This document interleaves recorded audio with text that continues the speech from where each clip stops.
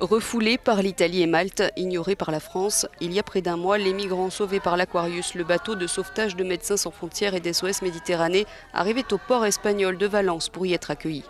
La France avait fini par envoyer des agents de l'Office français de protection des réfugiés et apatrides, l'OFPRA, et de l'Office français de l'immigration et de l'intégration pour déterminer qui relevait d'un besoin de protection au titre d'asile. Résultat, 78 personnes exactement ont été sélectionnées et sont arrivées hier à Paris. Parmi elles, une majorité de Soudanais, d'Érythréens, mais aussi d'Éthiopie, du Tchad, de Guinée et de Libye.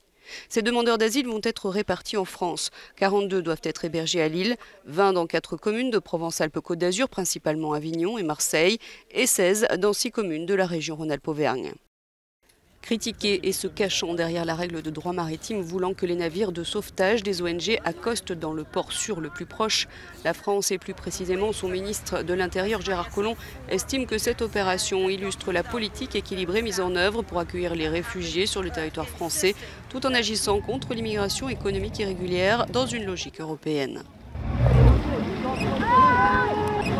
Ces 4 dernières semaines, plus de 600 migrants, dont des bébés, de jeunes enfants, se sont noyés en Méditerranée, selon Médecins sans frontières et SOS Méditerranée, qui continuent de dénoncer les blocages des navires de sauvetage des ONG par les États européens.